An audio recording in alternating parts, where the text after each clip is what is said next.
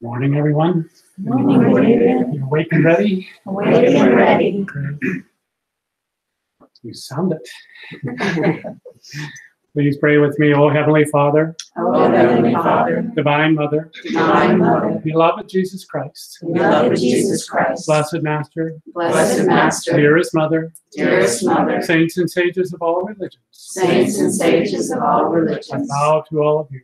I bow to all of Free you. my life from all obstacles, Free my life from all obstacles, and give me physical, mental, and spiritual development. and give me physical, mental, and spiritual development. Make my mind thy temple, Make my mind thy temple. make my heart thy altar, Make my heart thy altar. make my love thy home. Make my love thy home. Thou the only King, Be thou the only King, reigning on the throne of my consciousness. reigning on the throne of thy consciousness.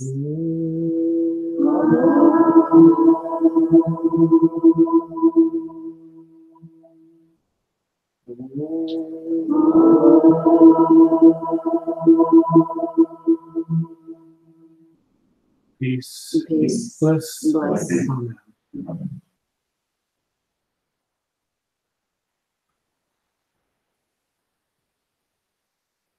So lovely to be here with you on this glorious morning.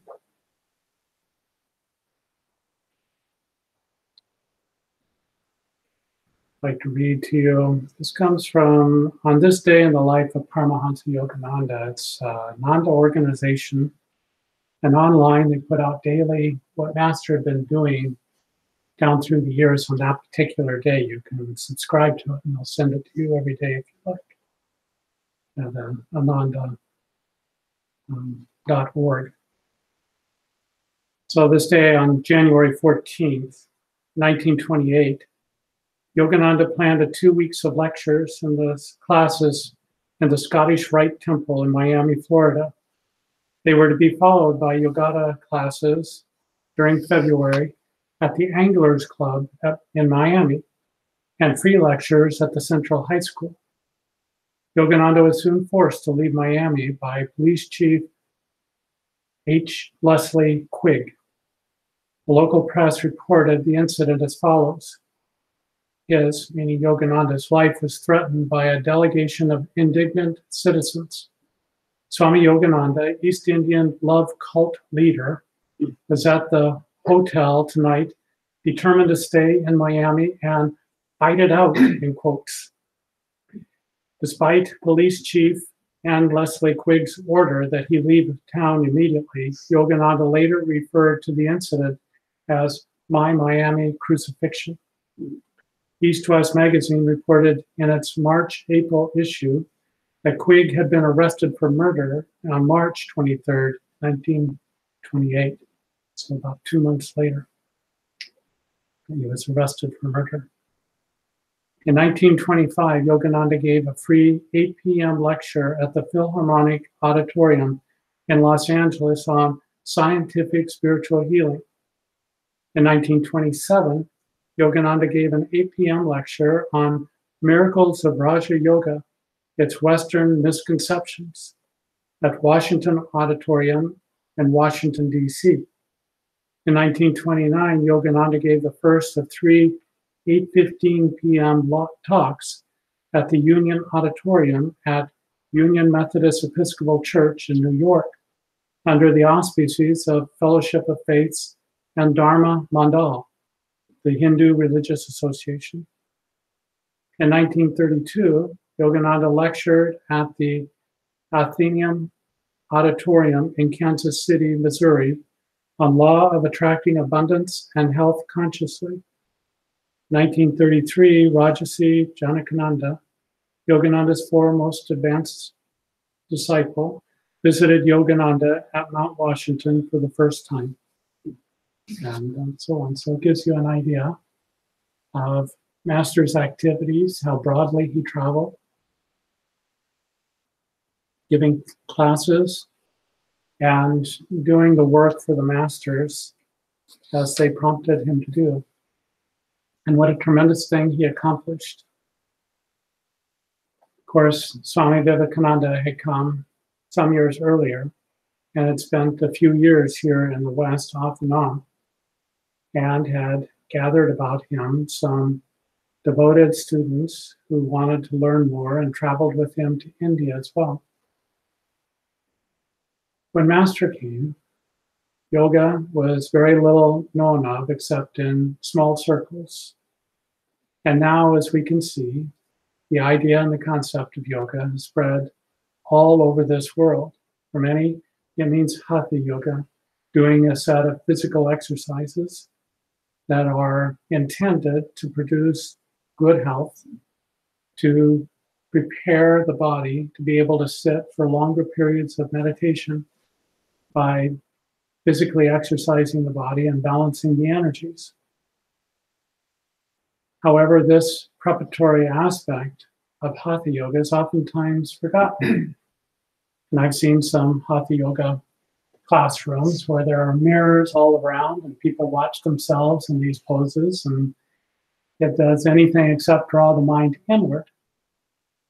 Of course, there are examples of those who do it for its true purpose, which is, number one, to create a healthy body. Without a healthy body, it's very difficult to steady the mind in meditation and the deeper aspects of samadhi. Also, when the exercises are done, then it should be preparatory to going into longer periods of meditation. And this is the great thing about yoga. There are many, many aspects to it. There are many approaches. It's not all size fits one, but you can pick and choose amongst the various aspects of yoga. It's a huge topic. And there are many, many avenues, and there are many yogis who never practice hatha yoga. There are many hatha yogis who never practice yoga, because yoga means to become one, to become in union with divine consciousness. And that is its purpose. Its practice and its purpose are two different things. Because as long as you're practicing something, you're making effort. And as long as you're making effort, you're not in complete and total union with God yet. So Master brought this idea, this concept. And he elucidated it beautifully. He talked about leading a balanced life, that you should practice hatha yoga, and he had the young boys demonstrate it on many occasions. But deeper than that was the concept of having union with God. This was his main thrust, his main emphasis in coming to this country. And the means was through Kriya Yoga and through deepened meditation. And he awakened thousands to this concept. Now, he was disappointed in giving these big lectures, that he found there were very few who ended up being dedicated students. And in the beginning, for the first 5 years, he was in Boston. And when I was in India, I saw how young Indian men were with each other. They're very intimate with each other. They hold hands, they put their arms on each other. It's all in friendly camaraderie. And I thought of Master coming to Boston from that kind of environment to where things were very formal. Dr. Lewis, who was one of his first disciples here in America, always wore a hat. He always wore a vest and a coat. He was a professional man. He was a dentist. That Boston is physically cold during the winter. And how tough that must have been for Master to live in a society that had more formal doctrines to it, and where the physical cold could be extreme. And it must have been a rough few years. But through the agency of his father and of beloved devotees here, he traveled all around America. And when he came, this is the days, you have to know, before movies and films became so widespread, that there was no television, no internet, nothing like that. So Master coming was a unique phenomenon to a town. Here's a Eastern yogi talking about yoga and concepts that would have been foreign to many people. And so the places were packed. He was a tremendous speaker. He could be humorous, he could be indrawn and draw the whole audience in. And he was a tremendous speaker, and he drew these huge crowds that would stand around the block for hours before in order to get into the auditorium. And the crowds would be filled to overflowing. What a tremendous thing. But as I say, he was disappointed in the end, and he ended up coming to Los Angeles. And he had had visions for many years. And one of those visions was a hilltop ashram. And he saw an abandoned hotel on top of a mountain. It's called a mountain. It's a large hill, Mount Washington. And it looks out over Los Angeles. And it's a beautiful area. And so there was a tram that went up to this hotel, and for some reason it had gone out of business. And so he went to make a bid on this hotel because he recognized when he saw it, this was the place of his vision that he'd had for so many years. But he didn't have the money. But he put some down payment on it and held it. And then a larger payment was due within a month, I think it was. And so he was doing everything he could to try to raise the money in order to secure the building. In the meantime, another individual had also gotten interested and was going to purchase the property if the time ran out for Master to be able to secure it. Meanwhile, a woman one night had a dream, and in her dream, she was told that she should give a certain amount of money to Swami Yogananda, as he was known at that time. And so the next day, she found him, and she said God had prompted her to give this money to him. And he was in tears because he hadn't had any prospect, and it was going to be that very day that the time ran out for being able to secure the purchase. And with the money that she gave him, he had enough to go in and to be able to secure that building. And from that point on, it became his headquarters, but it wasn't so simple, you see. because soon after we were heading into the Depression years, and he had to make payments on this. And as the different disciples came, he had to support them. He had to provide food and various things, and he had no job, for instance, that people normally think of as a source of income. He went and gave the lectures. Most of them were for free. And so it's whatever people donated. But somehow he made it through, and he kept it all going. And it's a tremendous strain at times, because really in his heart, he would have really loved to be walking along the Ganges, to be with the great saints, Babaji and others who roam amongst those hills and along the banks of that river. And that's where his heart was. But he knew that Babaji had sent him, and he had come for a specific purpose. And that was to awaken the Western world to wisdom that really was embedded within their own religion. By and large, Westerners were Christian, and that Christianity held all of these secrets, all of these truths, but they had been forgotten. The Dark Ages had come, and everything had become concretized. All the symbols, all the things that were meant to point the way toward a higher truth became ends in themselves, so that you were to accept one individual, Jesus Christ, who lived 2,000 years ago, as your Lord and Savior. And in that acceptance, you were saved. And yet, the evidence is not there, because just simply walking up to an altar, having some drops of water or being submerged in water, accepting Jesus as your Lord and Savior, doesn't make you perfect, doesn't give you access to the kingdom of heaven, even while here on earth. You wander in delusion still. It's the beginning.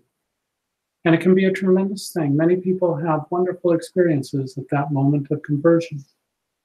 So that is not to be decried or in any way put down. But it's really just the beginning. Because what we're intended to do, what we have been designed to do, is to become those who can realize the divine essence within. And through that realization, we realize that that divine vibration, that divine consciousness is everywhere about us, spread throughout all creation. And this is what Jesus came to teach, and how far we came from that fundamental teaching. It was embodied in the early years. The early Christians had it. I took an early Christian history class when I was at the University of Washington. And there we studied, and the professor started out the class and he says, people imagine that there was Jesus, there were the 12 disciples, and then there was the church. And it was just this smooth flow down through history. That's the way it's presented to us. He said it couldn't be further from the truth. There was Jesus, and then there were so many different varieties of Christianity and beliefs. And it wasn't until 300 AD that Constantine, the emperor, converted over to Christendom. And then he asked, okay, what do we believe? And he got so many different answers. Well, he was a cut and dry kind of person. He's an emperor. He's used to making decisions and having them carried out. And to have all these varieties of answers was not satisfying to him. So he said, no, if we're going to be a church religion, we've got to get our act together. You've got to decide. Now you decide. You're the experts on this. I'm not. So he called a Council of Nicaea and others, in which these things were to be hammered out. And so there were those who were powerful speakers, and those who lived out in the desert and didn't attend at all. But there were real winners and losers to this, because as these decisions were made and what the orthodoxy was to become, Then those who were outside of the orthodoxy, their books were to be burned. Their teachers, if you had continued to adhere to those teachings, you could be killed, you could be imprisoned. There were real consequences to this. And so these other thoughts were wiped out. And over time, it all became one idea that was purported to be the teachings of Jesus the Christ. But these were man-made things. As Mother used to say, God made man and man made religion. And religion is intended to be our link, our way of approaching God. And so this became the religion of the West, but it was very unsatisfactory to those souls who wanted to go all the way, who wanted to realize God. And oftentimes they were claimed as heretics by the Orthodox Church. And then many times later, after they had died, they were decried as saints because their teachings, their lives, were inspirations for so many. So those such as St. John of the Cross, who were in prison for some time in their life, later on became doctors of the church. It's interesting, isn't it? So who's right? The ones who locked him up, or the ones who put him up and said, this is a saint for all time? Of course, we fall on the side of he was a great spiritual master, and he was filled with wisdom, as was St. Teresa of Avila. He was her confessor. And so we find that the truth came up at various times, but still the orthodoxy hung on. And we were coming out of those dark ages, coming out of the Kali Yuga. And with that, in 1899, according to Sri Yukteswar's calculations, we're coming out of the last part of the cusp, in-between period, when we were leaving the Kali Yuga and coming into the Dwapara Yuga, as it's called in India. And the Dwapara Yuga is a higher stage of evolution for mankind, that we go through these stages. And as we are coming into the 1900s, Mother said that we are not only in the Kali Yuga of the shorter 24,000-year period that Sri Yukteswar talked about, but we were also in the depths of the Kali Yuga of the much longer period that ran into the millions of years. And so it's an especially dark time for mankind, especially brutal, that reading and writing practically had gone out completely, that man lived a very materialistic life by and large. And so as we were coming out, the intelligence of man was quickening. And so the means for destroying each other were growing. So weapons were growing, strategies were growing, and we kept on growing in that way, but not necessarily in wisdom. So man had a real potential, has a real potential for destroying himself, making this earth inhabitable for human beings. And this would be a great loss, because we're just in the upswing. We're just starting to move towards greater light. And so great masters came to the earth to help in this transition in particular, as we saw great world wars and great developments and man learning how to destroy himself. And this is a tremendously precarious time. So amongst those, Master and Mother came in order to help with the transformation, in order to help mankind not to lose itself completely. It's very interesting, when Master went to India in 1935, he had attempted to see Hitler.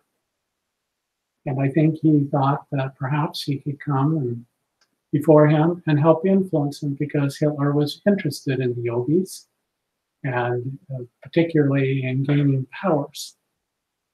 And that may be a segue in which Master could meet with him and then reason with him to not go down the path that he was going. But Hitler, probably sensing the light that Master represented, refused to meet with him. So it was an unfortunate thing, but that was Master's effort. And at one point, Master said that Jesus and Babaji were helping to influence Hitler in thinking about going after Russia. In the beginning, they had signed a peace treaty with each other. And you think, well, these great masters, they're concerned with these human events in life. And yes, they are. They may not get involved in every single thing, but if they see an opportunity, and that made a tremendous difference in the war, because when Russia was attacked, of course, they defended themselves, and that became 80% of the casualties happened on that Russian front. And it was very difficult for the Germans to keep it going. And it stopped them going to get oil in the Middle East and conquering England and getting North Africa. If they had done all those things, they could have gone on to, as they were, developing jet airplanes and missiles and ICBMs and atomic weapons. And they were far advanced from the other countries when it came to all of those things. And so it would have made a tremendous difference. So it's very interesting, isn't it? How these masters can get involved in some of these things and influence some of the minds, just using somebody's own predisposition and taking it and maybe giving them a nudge to go a little further than they might have otherwise. These great masters are very interested in the development of this earth. Now, if this earth chooses to destroy itself, God is all powerful and he can start over again. But it would be a ruined experiment. And the potential would be nullified. And there's tremendous potential in this earth realm. We stand on the verge of really exploring new territories. Now, in the television show, it said space, the final frontier. And I think of it as inner space is the final frontier. Because inner space offers even more potential. Now, the universe is vast, vast beyond calculation. It's wonderful, really. I remember seeing a Hubble photograph, and it had 10,000 lights. And each one of those lights was not a solar system. Each one of them was a galaxy with tens of thousands of stars and many, many more planets all around them. Just think of how vast this universe is. So space really is a tremendous frontier. However, within us resides an inner space. We have the means within us to communicate with across vast spheres of space, if we are so inclined and attuned to that. I've had that experience, and I know that it's true. And we can, more than anything, commune with the divine consciousness within us, which is connected to all creation and beyond. This is a tremendous potential, and it all resides right within your own heart center, right within here, the ajna, the point between your eyebrows. It's all there. It's within your spine. Because within you is that divine spark. It is a part of the creative divinity that has gone into making everything that is. And I'd like to read to you from, it's part of a talk that Mother gave, but she quoted from Master. And she begins, "This morning I would like to read to you an article which Master wrote many, many years ago. And it's entitled, The Unseen Church. On the soil of eternity, I built an unseen church where all might worship. Here under the blue dome, illumined by sun, moon, aurora, Milky Way, and wisdom lights, are gathered the assembled star families, island universes, solar systems, and the little earth, with its millions of families of many religions. Every day during the Vesper hour, the flying angels of thought soar over infinity, calling mute and noisy beings to forsake their age-long slumber and join the cosmic service of awakening.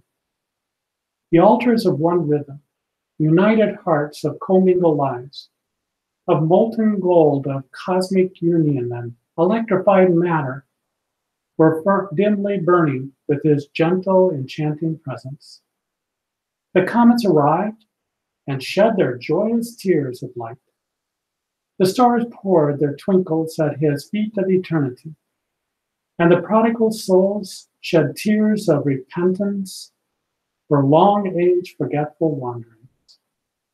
All the blossoms of the earth opened the court of petals and loosened their liquid fragrance on his omnipresent altar. The dew of devotion from the heart of all true tears, meekly but steadily, flowed over his feet of forgiveness.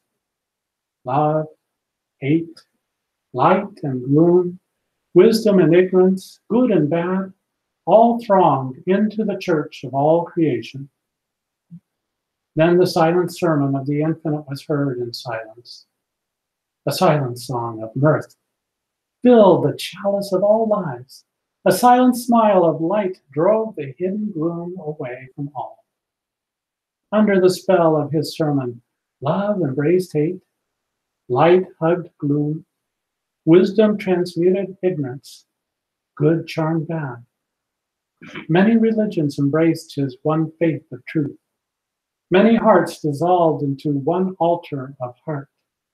Many loves became his one pure love, and many souls became one spirit. All of them sang with one voice the chorus of one religion, one life, one truth, one goal, one devotion, one love, and one spirit. Mother continues, I think that is one of the most beautiful writings I have ever read. What a poet he was, and how great was his love for God. He placed his love before God, before anything or anybody in the world.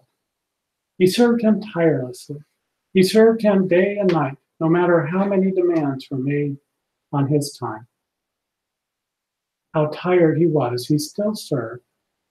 And one time he told me that he had been 16 days without sleep, 16 days when he had not closed his eyes, and yet he was fully in the consciousness of God, because when you put yourself ahead of God, you are always tired. You always have excuses. But when you put God, the Creator, ahead of all the creature, He always gives you the strength to do whatever is necessary for you to do without exception.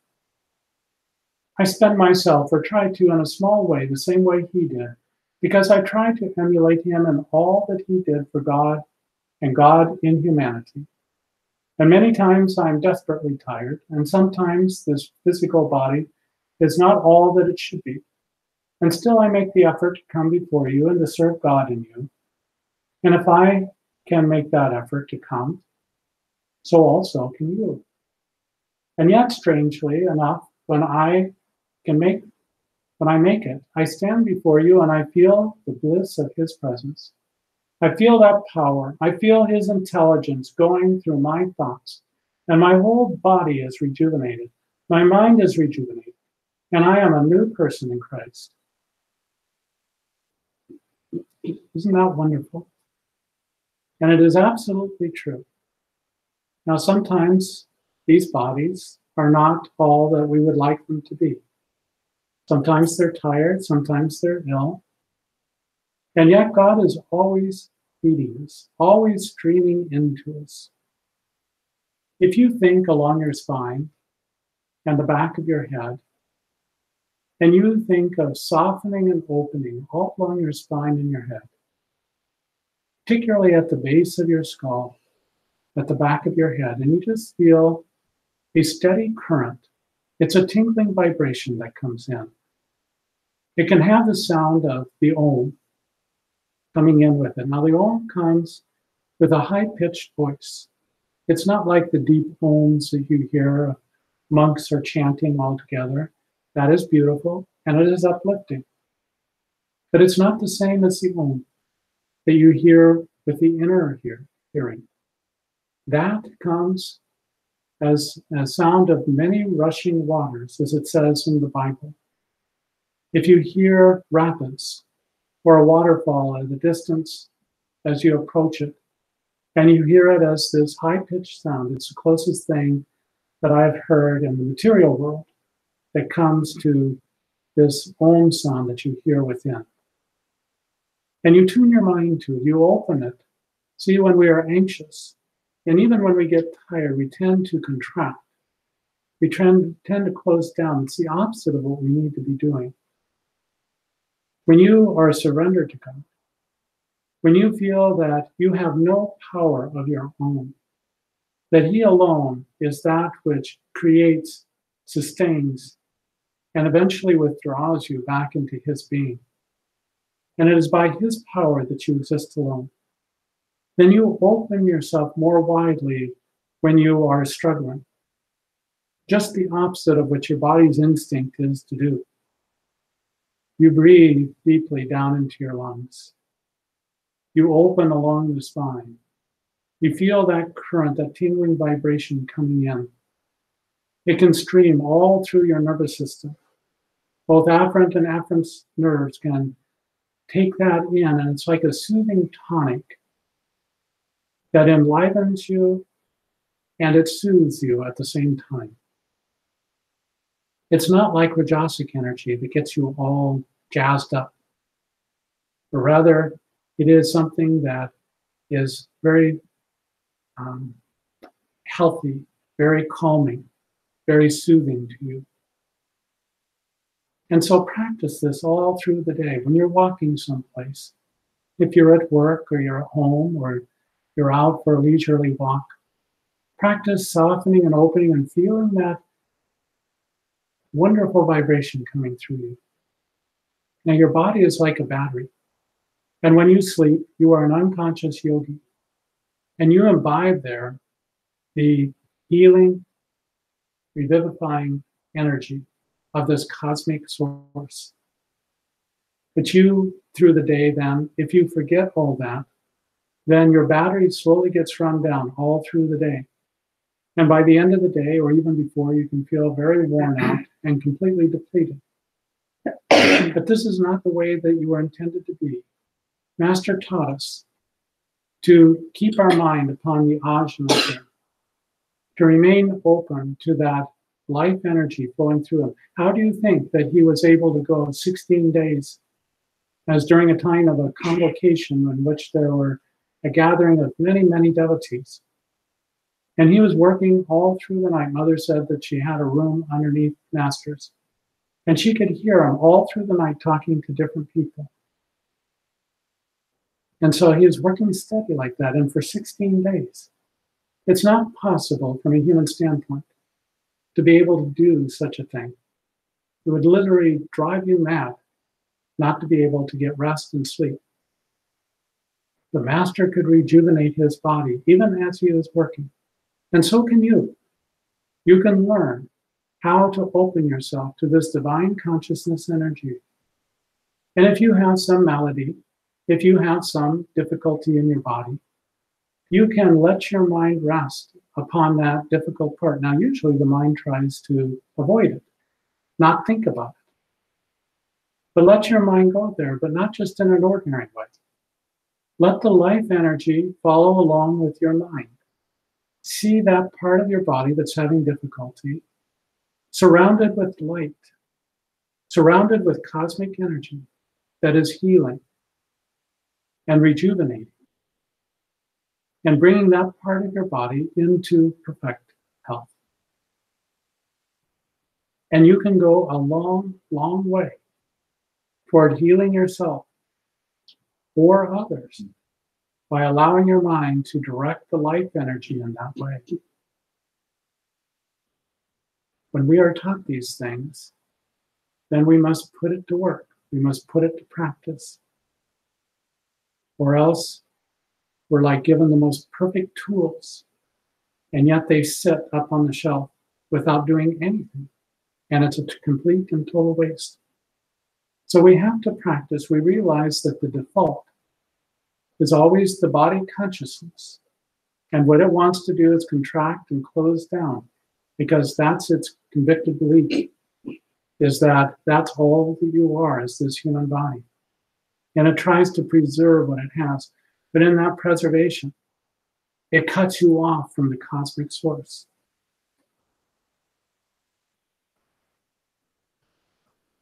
Put out a posting today on Master that I'd like to read to you.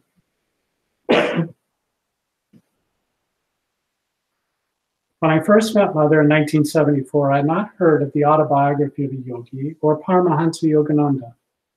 My introduction to Master came from Mother, from her stories, eventually reading his books, listening to his records, yes, LP records, of him singing and talking, then taking pilgrimage to Mount Washington, Lake Shrine, and Encinitas. And what a journey it has been to know Master through Mother's experiences, his writings, and connection to places he lived. I remember Larry and I climbing the stairs to Sri Yukteswar's Sarampur ashram in India. The steps were well worn with use, and I thought, Sri Yukteswar and Master walked up these same steps so many times. I felt so privileged to follow in their footsteps. Then, standing at the landing, where a picture had been taken, where Sri Yukteswar stood and Master sat during Yoganandaji's return to India in 1935. It was thrilling. It may be hard for some to understand how meaningful these experiences are, such as meditating in Master's attic meditation room at 4 Gupar Road in Calcutta, where Master had the vision of the Divine Mother, and where Babaji came to see him before his coming to America. Of what joy there is in this feeling of connection. Of course, it is not just physical locations where a realized Master resided that he may be experienced. When a soul becomes realized, more than ever, their consciousness may be known wherever a keen desire and love attracts them. When at Cloud Mountain, Mother and Master gave me their darshan. In one of those darshans, it was notable that their joy was bubbling over as a deep vibration. That joy repeatedly rose up from some unfathomable source deep inside them. One would start and the other would respond, and back and forth it went. It was waves of blissful joy after blissful joy that had no limits. Words simply do not do justice to being with them. However, the blessings continue to me even now when remembering that evening, and will stay with me all the days of my life. We celebrated Master's birthday on January 5th. Due to getting medical procedures done at that time, I did not write about it on that day. But I did want to write something about Master's birthday, to say that if it were not for him, there would be no Mother. Without Mother, I do not even want to think of what my life would have been. The living presence of these great Masters is the greatest blessing to all whose minds are attuned to them. As Lari Mahashai said, think of Babaji with reverence, releases a blessing to you, and so it is with all the great ones. It is the power of our thought and devotion that brings God and the Masters to us, that gives us an experience with them. Deepened thought and devotion acts as a magnet and makes them real. There are those who write fanciful tales, some who mistake or overstate their spiritual experiences. But that should not make us doubt that we may have actual and direct experience with God or any of his saints and realized Masters. To think of Master with total devotion will draw him near, will make you know that his grace and blessings are flowing to you. They will change you and draw closer to God in body, mind, and soul. Master came to make you know that you may realize God. It was for this reason only that he was born. You can honor him most by going to work, and even as he did, make self-realization your priority, first, middle, and last.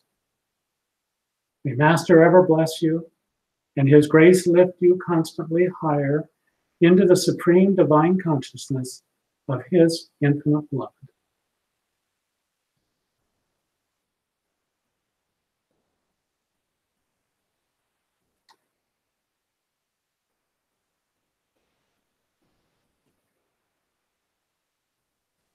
It is in these small ways that we seek to make and highlight Master's life known to all, so that all may seek the universal church that he spoke of. It is a terrible thing when one religion argues with another. Each religion has a place because we are all different. And in one sense, whatever we practice is a religion unto ourselves, because there are no people who are identical. There are no people who have all the same thoughts, all the same passions, all the same feelings. This is the way that God created us.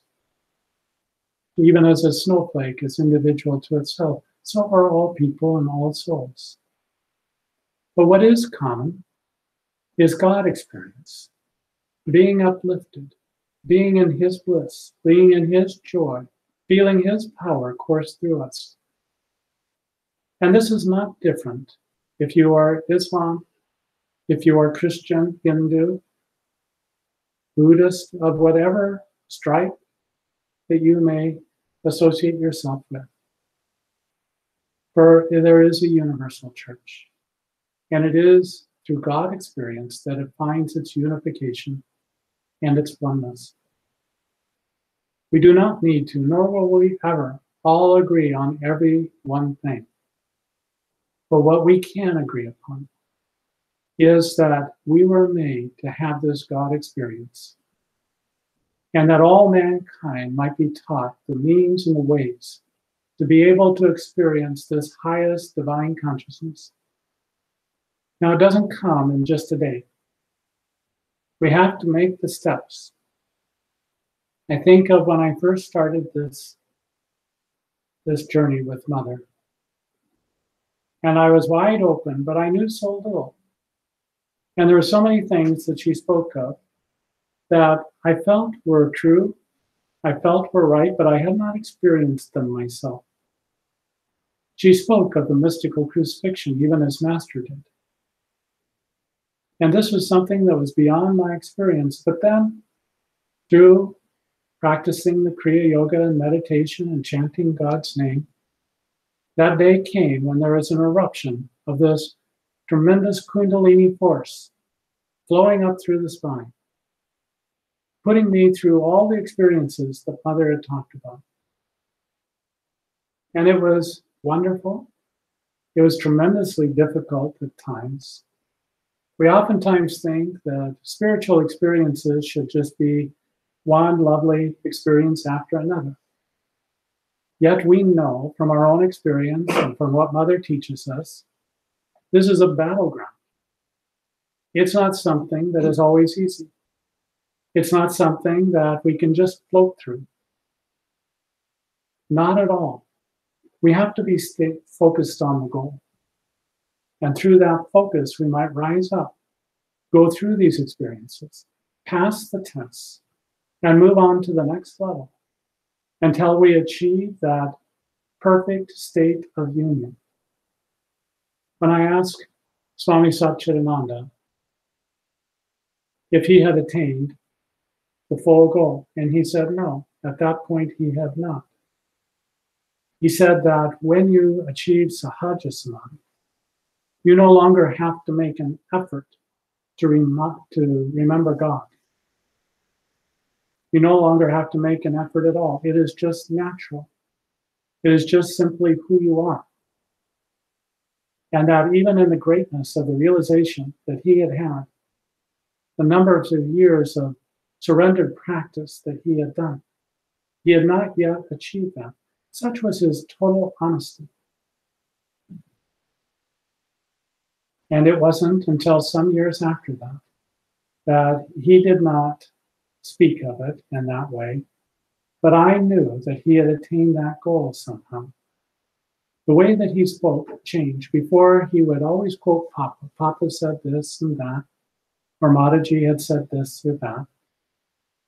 And now he was speaking more ex cathedra, speaking directly from his own experience. One time when I went to see him, I said, that everybody sends their love, and I mentioned several people who had sent their love. And he said, you know, you speak of love so easily. He said, but I don't feel it. He says, I don't feel any love at all. And that was very surprising. And I said, Swamiji, everyone who meets you loves you. How is it that you don't feel that love yourself? He said, I don't know. But as the years went on, then he started to speak of love far more easily. That it was a hallmark, actually, in the things that he spoke about and how he related to people. And so this is the evolution of the soul. We do not need to be discouraged if we have not attained the goal all in a day. We never know how near or how far we are from that divine goal. I think one of the things that organizations often do is that they subtly start to make God seem out of reach. That the head of the organization, whether it's master or whether it's Papa Ramdas, is somehow up here and the rest of us are all down here. And don't you dare think that you can achieve what they achieved. Now, it is a proper warning that we need to hold ourselves to the highest standard. And this is true. And we should not too easily think of ourselves as having achieved the whole goal. Because it is really something to do what Mother said, to go over the top and achieve our total union with God. But neither should we put up artificial barriers and say that that union that we seek, that the masters seek for us to have, is not attainable. This is delusion, getting its foot into the door. And it can be subtle, and it can be done with a sense of humility, and yet it's pure ego that's inserted itself into the process. It divides you from the master. It divides you from God. And it must not be. It must not be allowed to stand. Because it is for this very purpose that Papa and Master and Mother and all the other great masters have come to this earth, is to awaken that in you. To awaken the desire to know God completely and thoroughly, so that every cell of your being sings with that divine essence and presence. There is no greater experience in this life. And you must strive for that. You must keep your mind upon it and ever be working towards it. You must acknowledge that as long as the ego has anything at all left to it, that will be our default. And we will go back to it the moment we stop striving. That is why striving is so important. And yet, at the same time that we are striving, we may feel that it is God himself who has awakened himself in us in our desire for realization. It is God who is striving inside of us. So even while we are striving, he is the striver. He is the soul and one force in our life, you see? And in that way, we don't sow any false seeds of separation. That I am somehow little and insignificant and cut off from God, and I am seeking him. No, it is God inside of you who is striving inside of you, who is crying inside of you, who desires above all other things that state of realization. Now you and God are one, even in your striving, even in your sadhana. And you see, this is a great short circuit around the ego, because the ego can really get into it, you know? How lonely I am, how sorry I am for myself, how far I have to go. Those are the seeds of ego inside of you. For you and God are already one. All you need to do is receive it, accept it, No longer hold on to those seedling ideas that you and he are separate.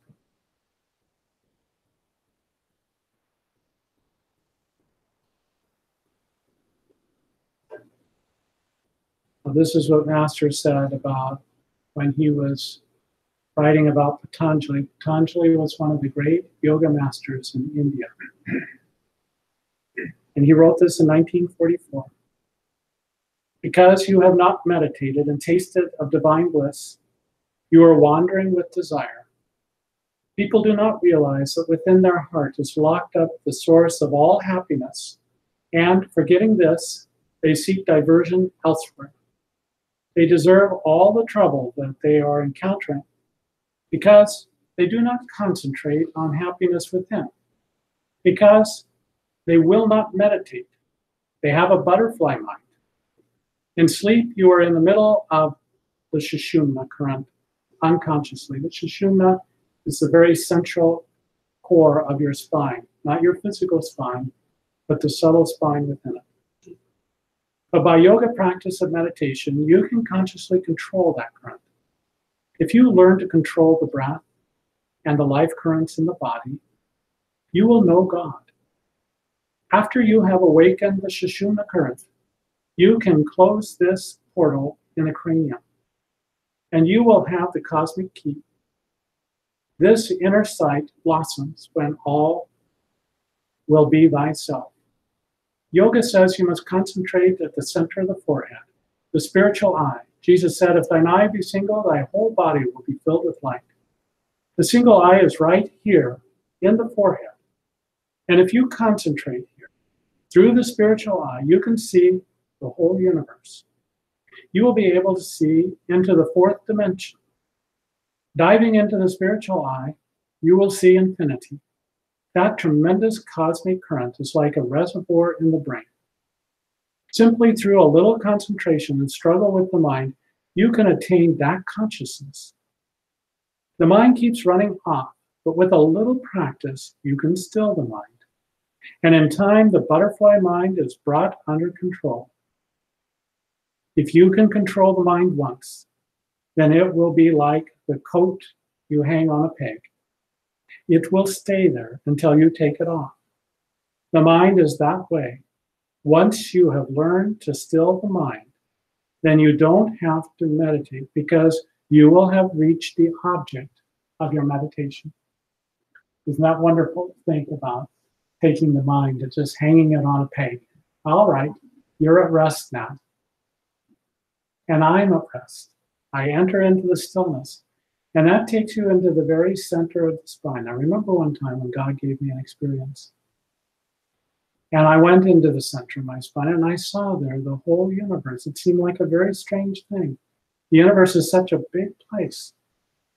And yet I found it there residing right in the center of my spine. And then I realized how much bigger God is than even this universe is. The Master talks about island universes, all floating in space. How great, how vast, how tremendous this creation is. But if creation is that much, then how much vaster, bigger, more wonderful is the Creator? Because the creation is just but a small subset of the Creator. Excuse me.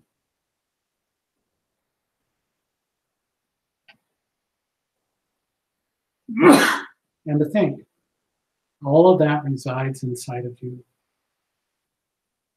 Continuing with Master, the whole body, excuse me, the whole body responds to that infinite vibration, and you know what real happiness is. When there is so much happiness in your body, you do not have to rush around to cocktail parties and movies seeking diversion. They are such a useless waste of time. There is so much happiness in your heart if you only know of it. You do not know how the eyes reflect every emotion. If there is a little jealousy or anger, it's reflected in the eyes. They express joy or they grow big with wonder. The movie people have tabulated every emotion. They will say, turn on number 8 emotion, or number 5. The great lesson is this, that through meditation, you can get that relation with other minds, that when you enter a room where there are people and something going on, you can read them all just by looking at them. You can see if this one is mad, or that one is jealous, or another is plotting. You can take a look and tell just what is going on. And I will add one thing to that. It's true. You can look and see and feel and perceive all of that. But as Master would be most delighted to also say, he doesn't say it right here, that you can see God in every person. You can see the lower reality, as you might want to think of it, of the humanness, of the jealousies, of the anger, of all the things that get reflected in the eyes and throughout your entire being. But beyond that, you can see God in the individual.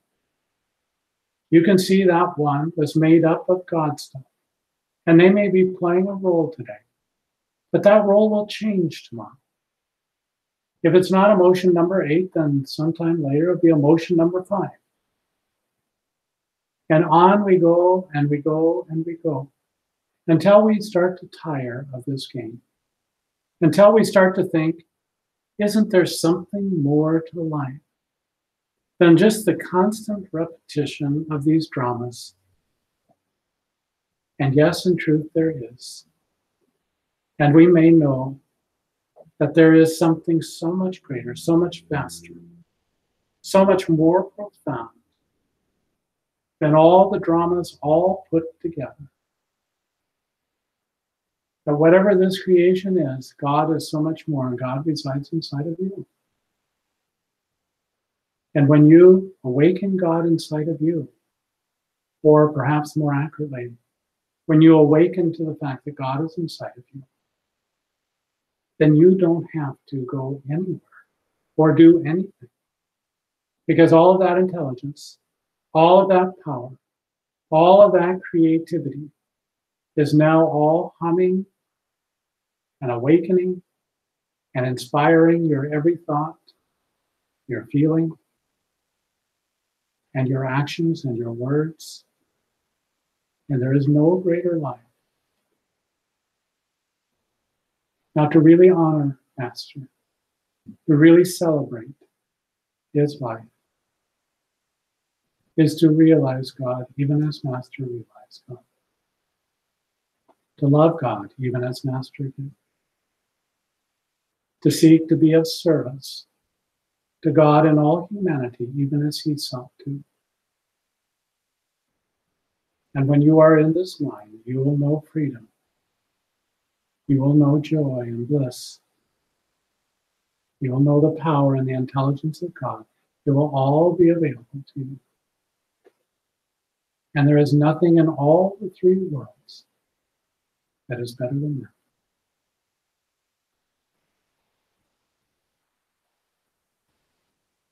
Let's pray together. Oh, Heavenly Father, O Heavenly Father, Divine Mother, Divine Mother, I feel the wonder and the beauty I feel the wonder and the beauty of thy glorious presence of thy glorious presence in every part of my being.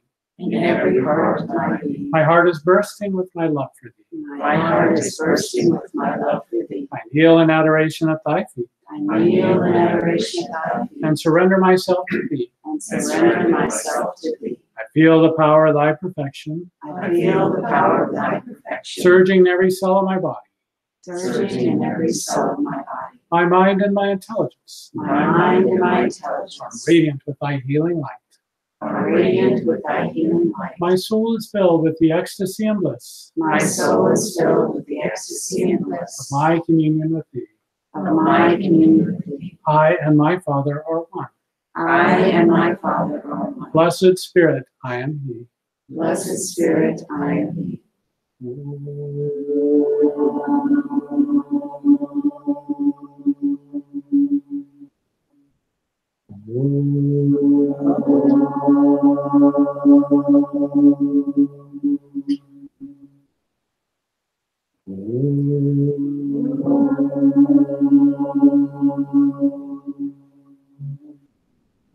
Peace. Peace. Bless. Amen.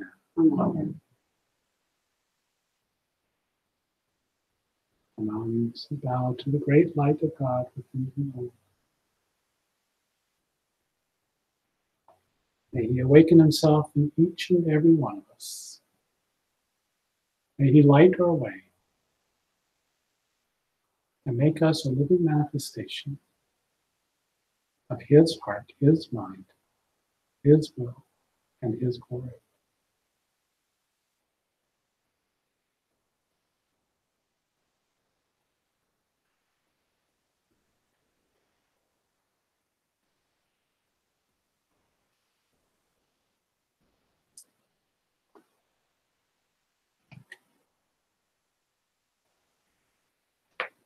Wanted to say something about it. It's been an interesting time.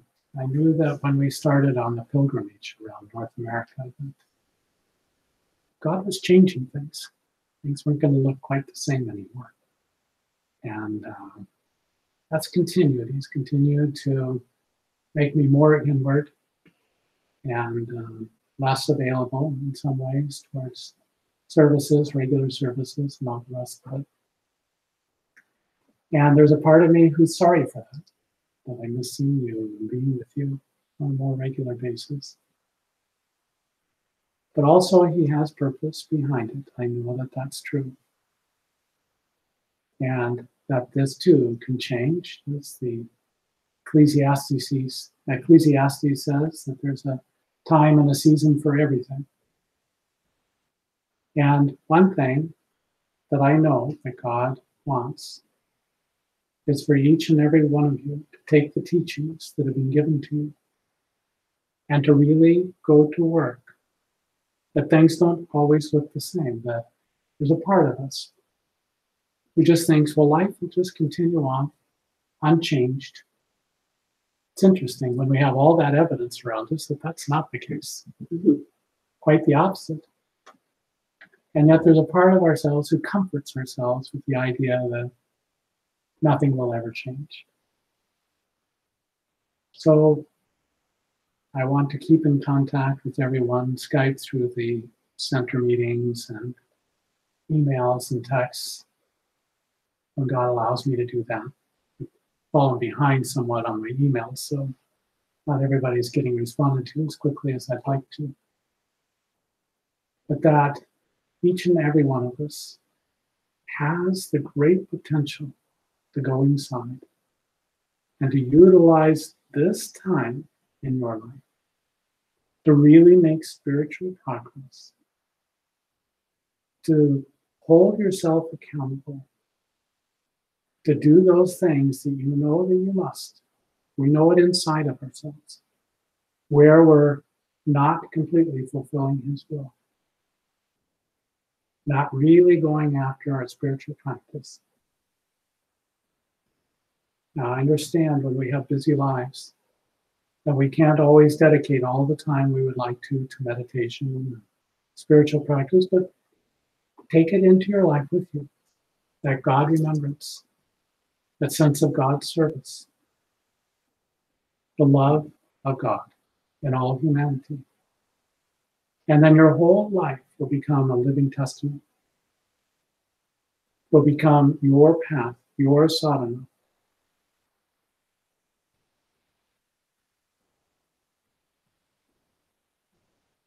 In the meantime, know that you stay in my thoughts, my prayers, my love always.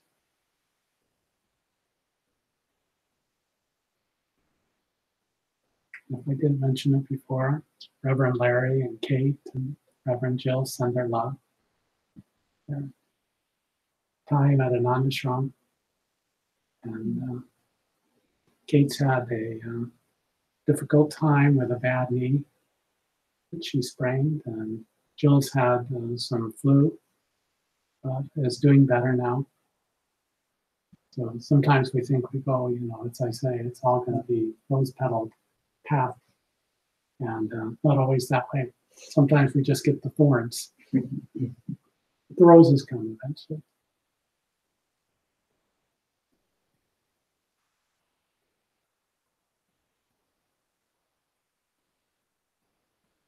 Shri Ram.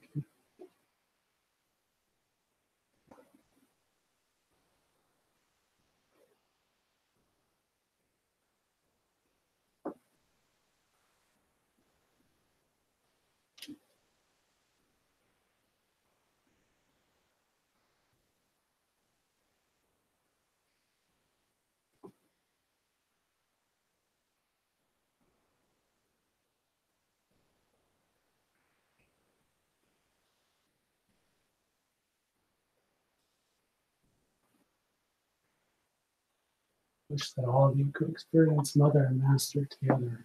I did at Cloud Mountain. And the bubbling joy that just came up.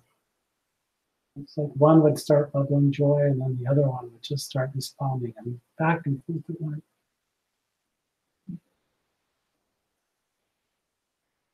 Tremendous souls in God.